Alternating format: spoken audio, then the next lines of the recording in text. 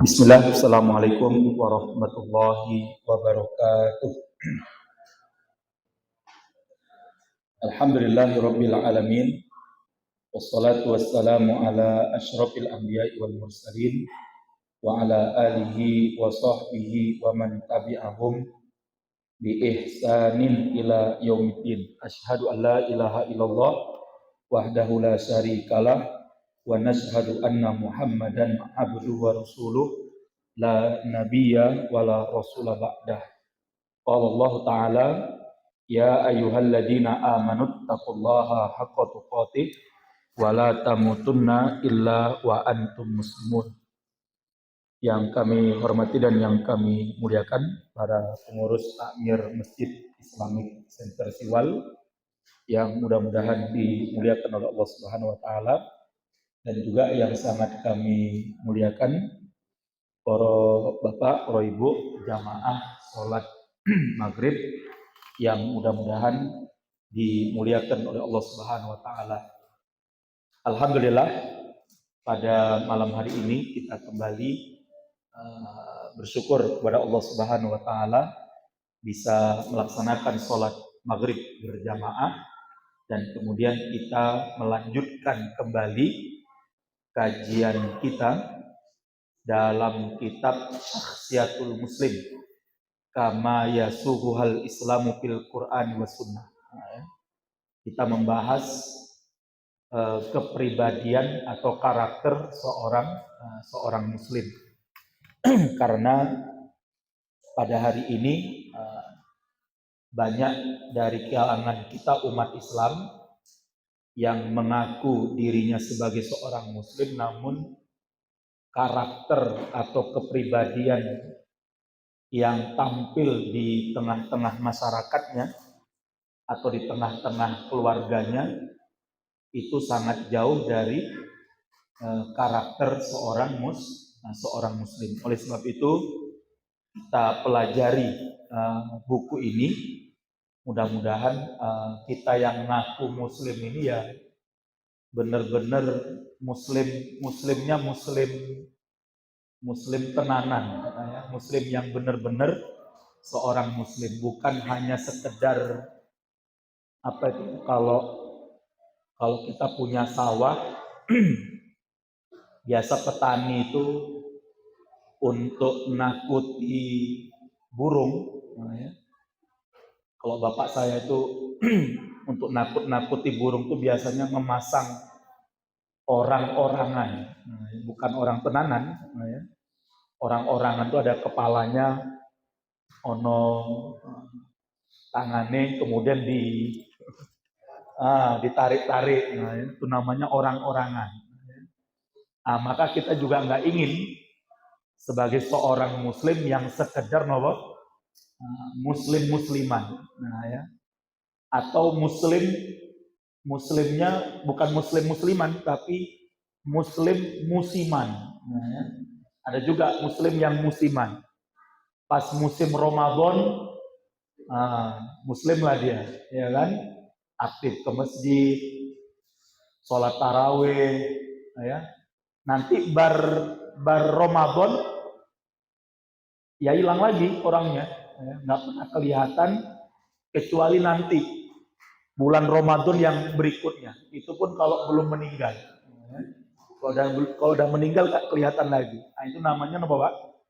Muslim musiman. Nah, ya, pas musim Ramadan jadilah dia seorang muslim. Nah, oleh sebab itu mudah-mudahan kita yang hadir ini dan juga nanti anak-anak keturunan kita mudah-mudahan menjadi muslim yang diakui oleh Allah Subhanahu wa taala di yaumul kiamah. Ya, jangan sampai nanti kita di hari kiamat mengaku-ngaku beriman kepada Allah, ternyata Allah tidak mengakui keimanan kita. Naudzubillah min dzalik. Baik Bapak Ibu sekalian, kemarin kita sudah membahas, ya, karakter pertama seorang muslim itu adalah mukmin yaqidun, ya, seorang mukmin yang senantiasa sadar, ya, sadar akan musuh-musuhnya, sadar akan bahaya-bahaya yang akan merusak dirinya, keluarganya, masyarakatnya, dan termasuk negaranya. Paling tidak bahaya seorang muslim itu harus sadar atas setiap bahaya yang bisa merusak diri dan keluarganya. Yang hari ini banyak umat Islam yang tidak sadar akan hal itu. Sehingga banyak dari umat Islam yang terjerumus ke dalam kejahatan-kejahatan dan keburukan-keburukan. Ya, misalnya hari ini pinjaman online, ya, pinjol. Ya. Berapa banyak umat Islam yang terjerumus ke dalam praktek yang namanya pinjaman online. Dan banyak di antara mereka yang tidak bisa membayar, ya. Saya pernah dikirimi orang, Mbak, jadi ada teman saya yang terjebak ke dalam pinjaman online ini, Mbak. Dia cuman pinjem 1.500.000 hanya dalam waktu 3 bulan atau 2 bulan dia nggak bisa membayar. Itu pinjaman online-nya bisa mencapai 6,5 juta. Jadi dari 1,5 juta itu pinjaman online-nya tuh lebih dari 4 jutaan. Nah, ya. Lah ketika teman saya ini nggak bisa membayar, Pak, nggak bisa membayar, kan orang kalau sudah mendaftarkan nomor HP-nya ke dalam pinjaman online, maka aplikasi yang ada di pemilik pinjaman online itu bisa menyedot semua nomor yang ada di dalam HP tersebut. Nah, ya. Sehingga ketika teman saya ini nggak bisa membayar atau nggak mencicil pinjaman online-nya itu, Pak, saya termasuk yang dikirimi oleh orang itu ke HP saya itu, Pak, untuk memberitahukan kalau si fulan ini, wah, perkataannya sangat kasar dan sangat biadab, Pak. Pokoknya seluruh nama binatang itu, Pak, itu keluar semua, Pak. Jadi ditulis misalnya namanya Selamat tuh, Selamat sini. Misalnya namanya Gatot misalnya. Sampaikan tuh ke Gatot itu bajingan, kambing, harimau, semua binatang itu. Bilang sama dia suruh bayar utangnya. Kalau nggak dia bayar utangnya, dia orang yang nggak punya otak macam-macam. Ngeri, Pak. Maka saya jamin, Pak, orang yang minjam online itu nggak bisa bayar itu, Pak. Wah, itu langsung shock itu, Pak. Apalagi kalau cacian itu kalau yang membaca istri dan anaknya, wah, saya yakin, Pak, istrinya bakalan shock, anaknya bakalan apa? Bakalan shock itu. Kalau membaca caci maki daripada peminjam, ya, orang yang meminjamkan pinjaman online. Nah, oleh sebab itu Bapak Ibu sekalian, makanya kita hati-hati. Ya, jangan pernah terjebak ke dalam pinjaman-pinjaman online ini, Pak. Walaupun dengan rayuan-rayuan maut, ya. Rayuan-rayuan manis yang kadang-kadang kita butuh duit dan akhirnya terjebak dengan pinjaman online itu. Baik, kemudian yang kedua, judi online, ya. Berapa banyak orang yang terjebak ke dalam judi online ini, Pak? Banyak yang bunuh diri, banyak yang kemudian mengakhiri dirinya dengan cara-cara yang mengerikan, gantung, lompat dari jembatan ke dalam sungai, masuk ke dalam kali dan sebagainya. Ini akibat dari pinjaman online, judi online dan sebagainya. Lah ini bahaya sebenarnya, Pak. Yang banyak di antara kita, anak-anak kita hari ini nggak paham. Apalagi anak-anak yang hari ini kita nggak ngasih paham tentang game online. Dan banyak game-game online itu yang berjudi, Pak. Yang main slot. Ya. Akhirnya, berapa banyak anak-anak kita menjadi maling. menjadi pencuri, nyuri duit orang tuanya untuk apa? Untuk beli slot, untuk beli data untuk bisa main game-game online itu. Ini bahaya untuk diri kita, bahaya untuk anak-anak kita. Lah maka sekalian kita harus sadar ini, harus sadar. Itu baru satu bahaya. Belum lagi bahaya-bahaya yang lainnya. Ini yang pertama ya, sehingga mudah-mudahan bapak-bapak, ibu-ibu yang ikut ngaji itu bisa sadar, bisa selalu mawas diri. Jadi kalau anak kita punya HP, kita harus mawas, kita harus sadar akan bahayanya HP terhadap anak-anak kita. Sehingga wajib bagi orang tua untuk mengontrol apa yang dimainkan, apa yang dibuka, apa yang dibaca, apa yang dikirimkan oleh anak-anak kita. Itu ngeri, Pak. Berapa banyak anak-anak perempuan yang akhirnya menjadi korban pelecehan seksual, korban pemerkosaan. Gara-gara apa? Gara-gara HP. Dan ini naudzubillah min dzalik. Apalagi kalau video-video mereka disebarluaskan oleh para penjahat-penjahat atau mafia-mafia kelamin itu. Dan itu sulit untuk bisa dihapus dari media sosial itu, Pak. Jadi kalau sudah tersebar, nasallallahu alaihi naudzubillah min dzalik. Oleh sebab itu Bapak Ibu sekalian, ini pentingnya kita ya. Apalagi bapak-bapak dan ibu-ibu, kita ini Pak, hati-hati ketika kita mengirimkan atau mengupload foto-foto kita, gambar-gambar kita ke media sosial.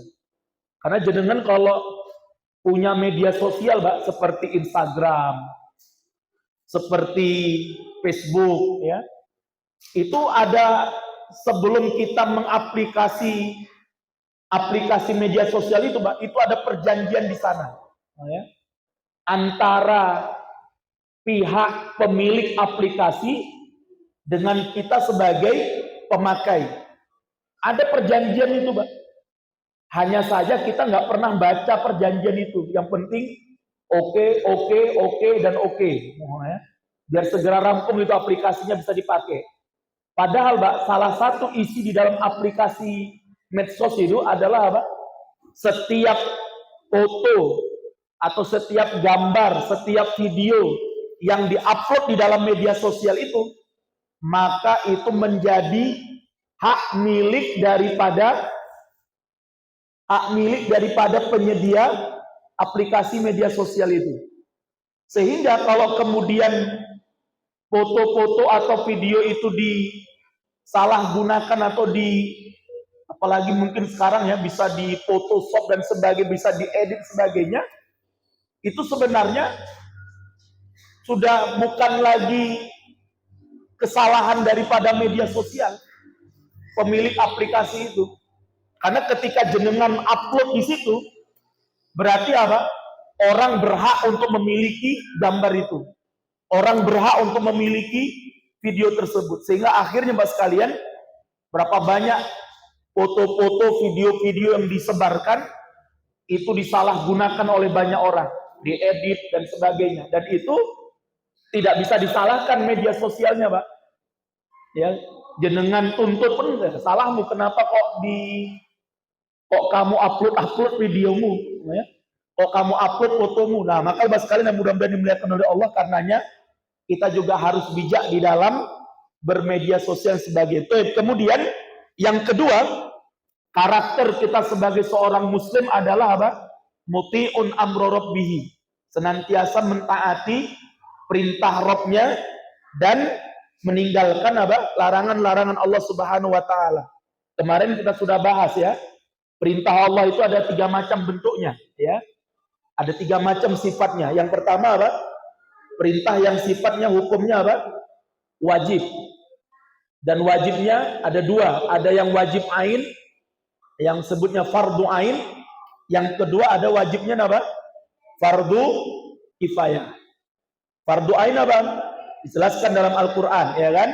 Aqimus sholah, tegakkan sholat. Maka sholat 5 waktu ini menjadi fardu ain atas setiap seorang muslim yang sudah balik, berakal, dan kemudian apa?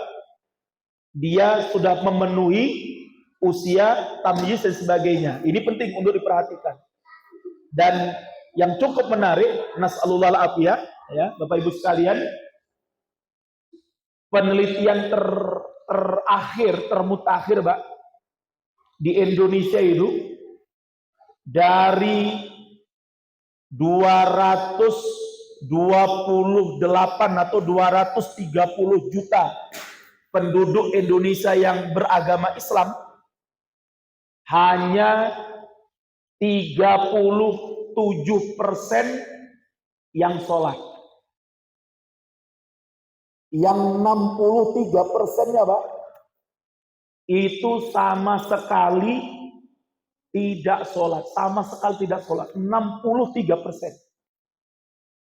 Yang 37% yang sholat, itu pun masih diklasifikasi lagi. Yang sholatnya benar-benar, yang benar-benar sholatnya, Pak, benar-benar sholatnya 5 waktu, ditambah berjamaah di masjid, loh, itu nggak sampai lebih dari 10%, Pak. Nah, ya. Bahkan ada kisah yang cukup menarik, dan ini cerita nyata, Pak, cerita nyata.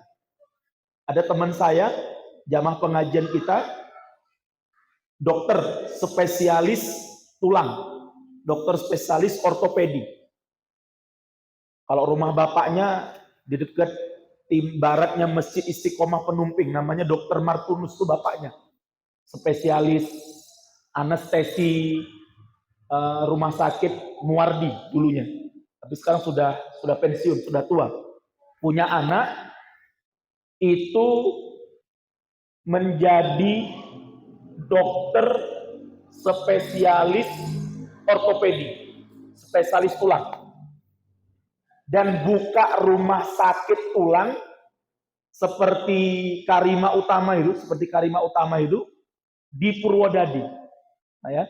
Jadi kalau di Solo itu ada Karima Utama, beliau bersama dokter-dokter yang ada di Karima Utama juga itu bangun rumah sakit persis kayak Karima Utama di Purwodadi sana. Lah, ketika mau buka rumah sakit ini butuh karyawan, ya kan? Mulai dari apa namanya? Mulai dari perawatnya, ya, terutama perawat, ya, mulai dari perawat sebagainya itu butuh tenaga kesehatannya. Akhirnya dibukalah pendaftaran. Lah, salahnya waktu itu dari pihak rumah sakit tidak membatasi, Pak, waktu pendaftaran itu. Jadi waktu itu dibuka pendaftaran selama 3 bulan. Dan mereka nggak nyangka kalau yang daftar itu, yang daftar dari tenaga kesehatan itu, dari perawat dan sebagainya itu mencapai 3.000 orang, Pak. 3.000 orang. Padahal yang dibutuhkan oleh rumah sakit berapa? Cuma 30 orang, Pak. Jadi rumah sakit ini membutuhkan 30 orang tenaga kesehatan untuk membantu, karena kan baru buka, ya. Kalau mereka harus menerima banyak tenaga kesehatan, kan belum punya modal atau belum punya uang untuk membayar. Jadi butuh 30 dulu. Namun yang daftar berapa? 3.000 orang, Pak. 3.000 orang. Sampai dokter ini cerita sama saya. Jadi ketika yang daftar tuh 3.000 orang, Pak. Di kantor itu lamaran itu full, itu penuh. Sampai akhirnya para dokter ini bingung. Ini cara menseleksinya piye iki? 3.000 orang diseleksi untuk jadi 30 orang itu kan, dan mereka komitmen. Nah, ini menariknya, Pak. Karena mereka ini dokter-dokter muslim, sholat, ya sholat berjamaahnya bagus, komitmen dengan Islamnya baik, mereka nggak ingin dari 3.000 orang ini cuma diacak, nggak ingin. Itu sama saja berkhianat kan gitu kan? Karena sudah mereka menerima membuka lamaran, ya setiap dari mereka kan harus diuji. Nggak sekedar, kecuali memang ya dokter-dokter yang nggak punya karakter muslim yang baik, ya bisa acak-acak wae kan gitu kan. Tapi mereka enggak.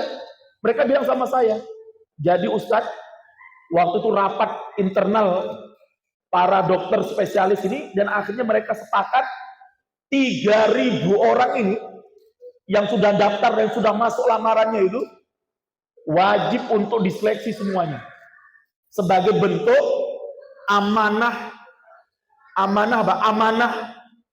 kerja, pastinya kan gitu kan, amanah jabatan.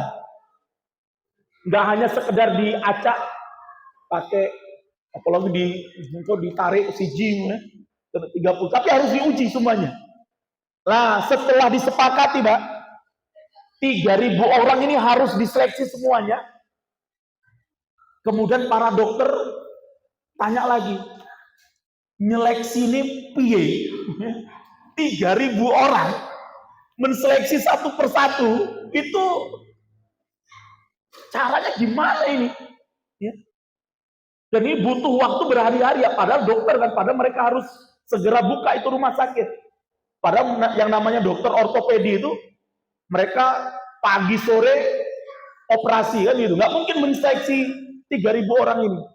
Akhirnya salah satu dokter itu, dan itu jamaah kajian kita, itu akhirnya kita sama saya. Akhirnya Ustadz, saya punya ide Ustadz.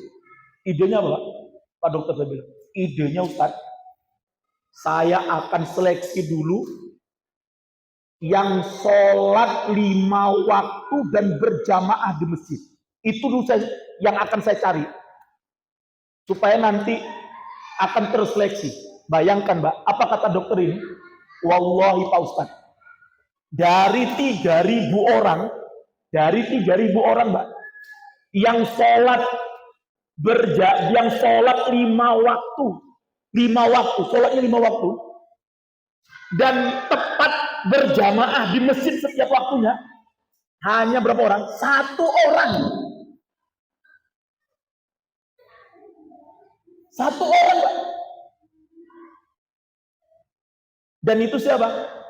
Dan itu adalah marbot masjid di rumah sakit itu. Artinya dia dulu mahasiswa, sebuah akademi kesehatan di Purwodadi. Lah ketika pembangunan rumah sakit itu kan dibangun dulu masjidnya, akhirnya ngelamar. Waktu dia masih kuliah, ngelamar untuk jadi diterima dari situ sebagai marbot. Lah dialah, karena dia tadi marbot sekaligus muadzin, akhirnya apa? Dia sholat tepat waktu dan sholatnya di masjid. Dan 1 orang itu yang pertama kali lolos. Yang lainnya, Pak, sholat, ada yang sholatnya 5 waktu. Tapi apa? Yang nggak ke masjid itu, ya tadi itu, Pak, berarti 2.999 orang.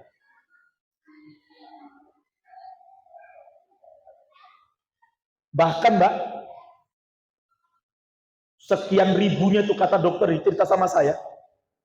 Ketika saya panggil Ustadz, mereka ini saya panggil, masuk, Mas, masuk. Ya. Coba kamu berdiri menghadap kiblat. Saya suruh ngapain? Ya sudah, kamu berdiri menghadap kiblat. Lah, ini saya disuruh sholat apa disuruh? Saya kan mau daftar jadi tenaga kesehatan, bukan suruh daftar jadi imam. Enggak, kamu berdiri di kiblat. Udah Pak, saya mendingan mundur. Bayangkan Mbak, baru disuruh diri menghadap kiblat, terus pergi, langsung keluar, nggak jadi daftar. Kenapa? Nggak bisa sholat. Bayangkan Mbak, S1, D3, tenaga kesehatan, orang iso sholat. Padahal ngakunya apa? Muslim. Akhirnya kata beliau, alhamdulillah Ustaz, dengan sholat ini Sekian ribu orang itu terimanisir semuanya, terjungkal lah, bahasanya tidak terterima. Yang di akhirnya bisa diterima, Pak, 30 orang itu yang sholat, walaupun tadi itu ya, yang sholatnya 5 waktu, full di masjid setiap waktunya, itu cuma 1 orang. Yang lainnya sholat 5 waktu tapi nggak di masjid. Ada yang sholatnya 5 waktu tapi seminggu kadang 2 kali, kadang seminggu 3 kali. Ada yang sholatnya cuma hari Jumat saja. Bahkan rata-rata kata beliau, sholatnya setahun sekali, yaitu pas Ramadan.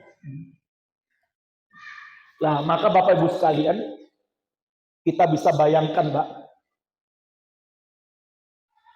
mau akan jadi apa generasi-generasi Islam ini ketika mereka sudah tidak lagi mengenal sholat. Ya. Mereka sudah tidak lagi melaksanakan ibadah sholat. Maka Pak, jangan kita ini menghayal, mau negakkan hukum Islam, syariat Islam, apa meneh arep negake khilafah sebagaimana yang digembar-gemborkan oleh sebagian orang yang teriak khilafah, khilafah, khilafah. Lo anakmu sholat orang khilafah opo?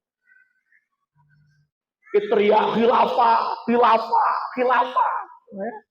Bapakmu sholat orang lah khilafah opo sing arep ditegake. Jadi perjuangan kita ini, Pak, masih jauh, masih berat sekali. Itu baru sholat, belum lagi yang baca Al-Qur'annya, belum lagi puasa Ramadannya. Masih banyak PR kita, Pak. Oleh sebab itu, maka hari ini kita sebagai kaum muslimin, ya, yang pertama, sholat ini harus menjadi ya kewajiban yang setiap seorang muslim wajib menjaga kewajiban ini. Maka Bapak Ibu sekalian, alhamdulillah kita yang hadirin, mudah-mudahan kita ya, Bapak, Ibu ya, suami, istri dan anak-anak kita ini, Pak, kita jaga sholatnya ya. Ingatkan, karena nanti Bapak Ibu sekalian, ibadah pertama yang akan Allah tanya nanti di hari kiamat, Pak, itu adalah ibadah apa? Ibadah sholat kita. Yang akan kita ditanya adalah ibadah sholat setiap pribadi mukmin. Kita sebagai seorang suami akan ditanya oleh Allah terlebih dahulu, bagaimana sholat ini. Kemudian kita punya istri akan ditanya oleh Allah, bagaimana sholat istrimu. Dan yang terakhir, Allah akan tanya bagaimana sholat anak-anak kita. Ini penting, Pak. Bukan hanya sholatnya anak-anak kita yang belum menikah, Pak. Hatta yang sudah menikah, ini juga penting. Karena kadang-kadang ada satu pemahaman yang keliru. Nah, ini penting ya. Mohon maaf, ada satu pemahaman yang keliru di tengah-tengah kita umat Islam ini apa, Pak? Kalau seorang wanita sudah menikah dengan seorang laki-laki, itu orang tuanya, orang tua si perempuan ini, itu sudah pasrah bongkoan kepada siapa? Suaminya. Sakarepmu. Muke gowo anakku ning neraka yo monggo, arepe gowo anakku ning surga yo monggo, aku ora peduli. Ini enggak benar, Pak. Jadi kata para ulama, Pak, meskipun anak kita itu sudah menikah, Pak, sudah berkeluarga, bahkan mungkin sudah punya anak, bahkan sudah mungkin bercucu, Pak. Tapi tetap, Pak, kata para ulama, mas'uliyah, tanggung jawab kita sebagai kedua orang tua untuk mengingatkan, untuk menyadarkan, itu tetap ada pada diri kedua orang tua. Jadi nggak hanya kita lepaskan, Pak.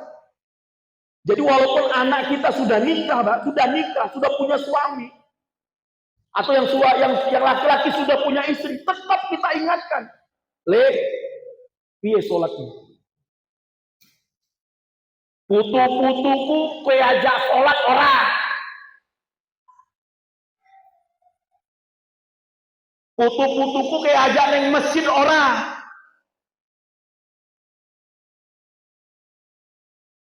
Ini penting. Jadi bukan berarti kemudian lah, wis nikah sak arepmu, kowe arep sholat ya monggo, ora sholat kowe tanggung jawab, nggak bisa. Apa dalilnya?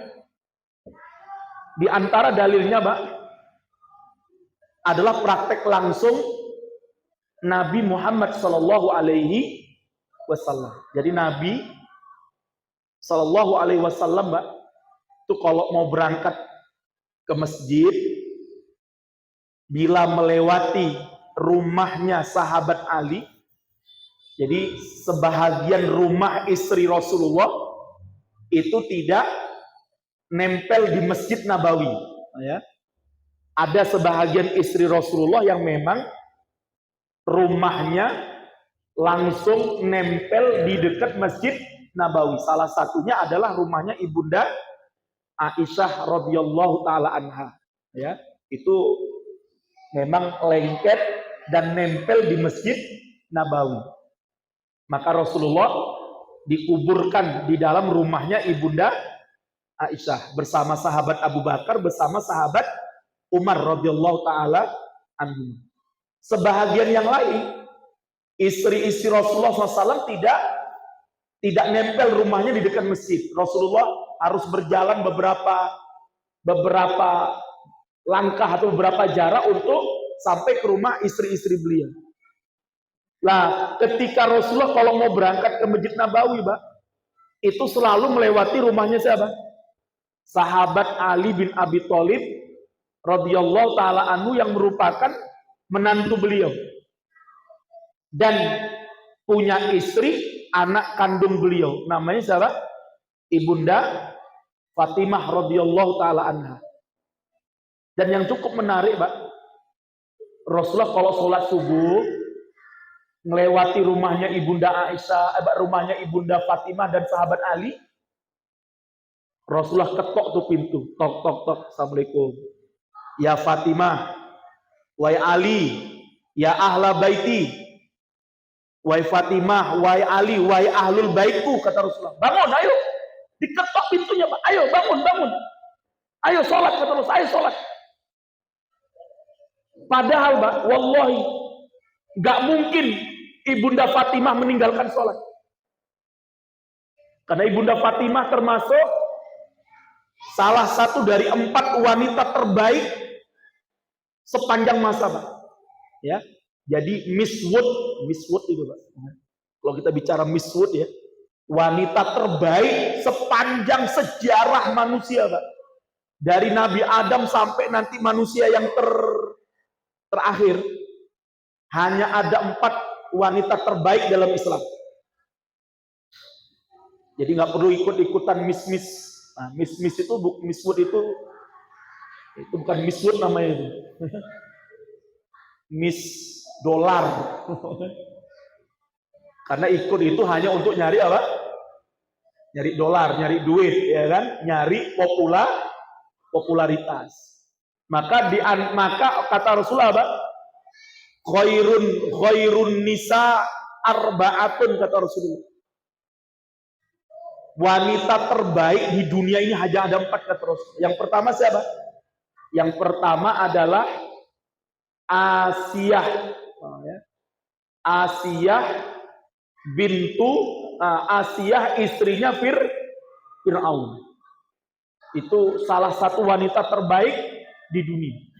Yang kedua, Maryam bintu Imran, yang merupakan ibunda daripada Nabi Isa alaihissalam. Yang ketiga, Khadijah bintu Khuwailid, ibunda Khadijah, istri pertama Rasulullah Shallallahu Alaihi Wasallam. Dan wanita keempat yang terbaik, Pak, adalah siapa? Ibunda Fatimah radhiyallahu taala anha. Gak mungkin Pak Ibunda Fatimah itu meninggalkan sholat. Dan gak mungkin suaminya sahabat Ali bin Abi Thalib yang Rasulullah mengatakan Ali fil jannah. Sahabat Ali itu pasti masuk surga. Pasti masuk surga. Suaminya dijamin bakalan masuk surga, istrinya juga dijamin bakalan masuk surga. Tapi Rasulullah sebagai bapak, sebagai ayah, sebagai orang tua, walaupun mereka sudah menikah, punya anak Hasan, punya anak Husain, Rasulullah kalau lewat subuh diketok Pak pintu omah, tok. Wahai Ali, wahai Fatimah, ayo bangun. Siapa yang ngetok pintu rumah anaknya Pak kalau pagi? Waduh ya. Ini kita jangan-jangan Mbak, jangankan untuk ngetok pintu anak rumah kita yang sudah menikah, kadang ngetok pintu kamar anak kita yang masih serumah pun terkadang kita tidak melakukannya. Kita biarkan dia tidur. Kita biarkan dia lalai dalam sholatnya. Nas'alullah al-afiyah. Kira-kira mana yang lebih baik kita dengan Rasulullah, Pak ya? Rasulullah yang sebaik itu saja, Pak. Manusia terbaik saja masih mengingatkan anak-anaknya. Jadi Bapak sekalian, bapak-bapak yang punya anak ya, saya itu termasuk bapak saya itu, Pak. Kalau nelpon saya dari Aceh itu yang ditanya ya sholat dulu, nelpon. Gimana Har? Di rumah ada sholat loh. Udah Pak, loh kok cepat kali kok sholat? Ya kan beda 1 jam. Sholat di mana Pak? Di masjid. Di masjid Pak. Itu bapak saya kalau masalah sholat Pak, jawab mahnya tuh, udah sholat loh. Sholat di masjid kok tadi enggak? Sholat. Jadi bapak saya itu bawa nelpon Mbak, takut nih sholat saya, sholat orang mau, sholat ending. Masya Allah. Jadi Bapak Ibu sekalian, dan saya nggak akan mengatakan, loh, pulau nikah orang takon nggak gitu. Begitulah Pak, orang tua yang menginginkan nanti di surga itu nggak hanya dia saja masuk surga, Pak. Dia pingin anak cucunya nanti sama-sama masuk surganya Allah. Maka orang tua yang ingin Pak, anak-anaknya masuk surga bersamanya di akhirat nanti adalah orang tua yang peduli terhadap sholatnya anak-anak mereka. Apalagi jenengan punya anak yang kuliah, Pak. Kuliah di luar kota sana. Wallahi, siapa yang akan mengingatkan mereka sholat kalau bukan panjenengan sebagai orang tua? Jenengan bisa lihat tuh di UMS itu, Pak. Universitas Muhammadiyah Surakarta. Universitas swasta terbaik nomor 1 secara nasional. Jadi baru dikukuhkan beberapa bulan yang lalu UMS sebagai universitas swasta terbaik nomor 1. Coba jenengan sholat di kampus, Pak. Sedangkan sholat di masjid kampus, waktu ketika ya pas belajar lah, ya zuhur misalnya asar. Di mana mahasiswanya? Lebih banyak di masjid atau lebih banyak yang di warung makan?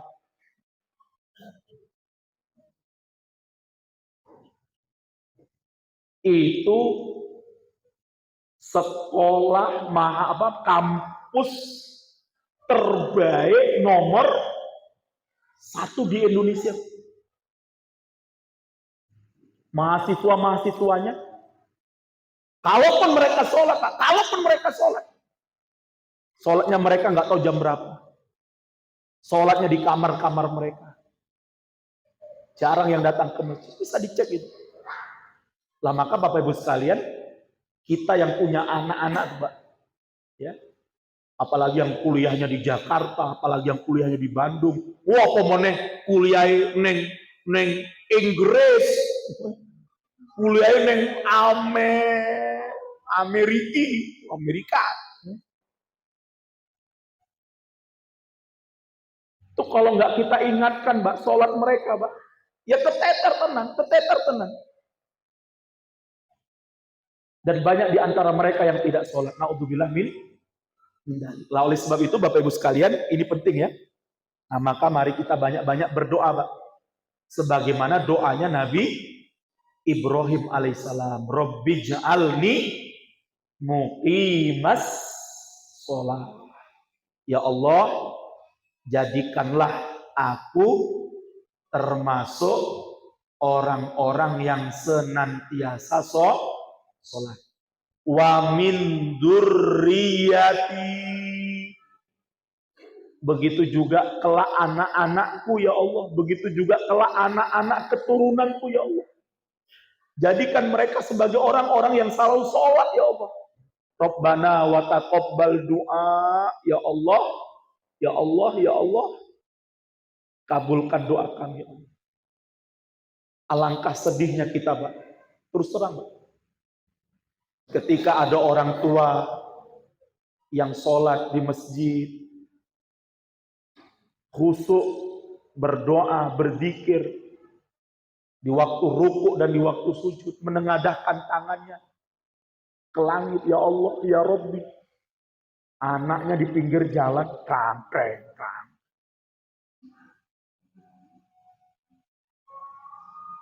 Anaknya di pinggir jalan lagi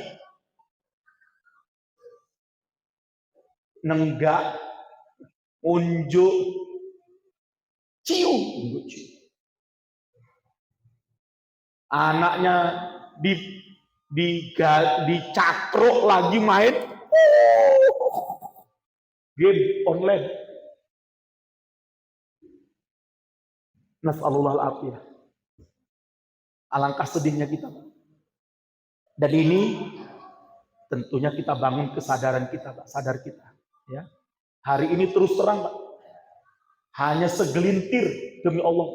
Hanya segelintir orang tua yang peduli dengan sholatnya anak-anak mereka. Mudah-mudahan itu termasuk panjenengan yang peduli terhadap sholat anak-anaknya. Maka mudah-mudahan kita yang hadir ini, Mbak, yang hadir ini, mudah-mudahan jenengan termasuk dari segelintir manusia-manusia apa itu? Manusia-manusia yang aneh mungkin ya. Wah, anaknya kok diinget-inget ke sholat. Aneh tuh, manusia langka ya. Tapi Pak, demi kita nanti ingin masuk surganya Allah bersama anak-anak kita, Pak. Silahkan, Pak. Orang mau bilang, wih, Pak gila, wih. Wah, anaknya diinget ke sholat. Stres. Apalah artinya, Pak, kita kirimi dia duit, kita seneng-senengkan dia, kita penuhi apa yang diinginkannya. Kalau nanti di hari kiamat, ketika ditanya oleh Allah anak kita, kenapa kamu gak sholat dulu di dunia? Pakku orang ngajak-ngajak, pakku orang jajak kok. Aku mendem, aku nongkrong neng gardu, main gitar, nyanyi, main game, pakku lewat yang masjid, yo pakku meneng wae kok. Nah, terus apa kata Allah? Ya Allah, aku nggak ingin masuk neraka kecuali bapakku juga masuk neraka. Apa nggak takut gitu, Pak? Kalau nanti anak kita yang Nggak sholat itu Pak, nyeret kita ke neraka. Naudzubillah min dzalik. Naudzubillah min dzalik. Semoga Allah jadikan anak-anak cerewet, jenengan cerewet dalam urusan sholat, Pak. Itu insya Allah cerewet yang berpahala. Cerewet yang dapat pahala insya Allah, Pak ya. Dalam urusan sholat. Mudah-mudahan Allah jadikan keluarga kita sebagai keluarga yang sholat insya Allah. Amin ya rabbal alamin. Dan mudah-mudahan kita jadikan, Allah jadikan anak-anak kita, keturunan-keturunan kita adalah anak-anak dan keturunan yang senantiasa menjaga sholatnya. Mudah-mudahan nanti di hari kiamat Allah kumpulkan kita dan anak-anak kita dan orang tua kita di dalam surganya Allah. Amin ya rabbal alamin. Demikian kajian kita pada malam hari ini. Mudah-mudahan bermanfaat dan insyaallah kita lanjutkan pada pertemuan yang akan datang insyaallah. Hadanallahu wa iyyakum ajmain. Kita akhiri dengan doa kafaratul majlis. Subhanaka Allahumma wa bihamdika asyhadu an la ilaha illa anta astaghfiruka wa atubu ilaik. Billahi taufiq wal hidayah. Assalamualaikum warahmatullahi wabarakatuh.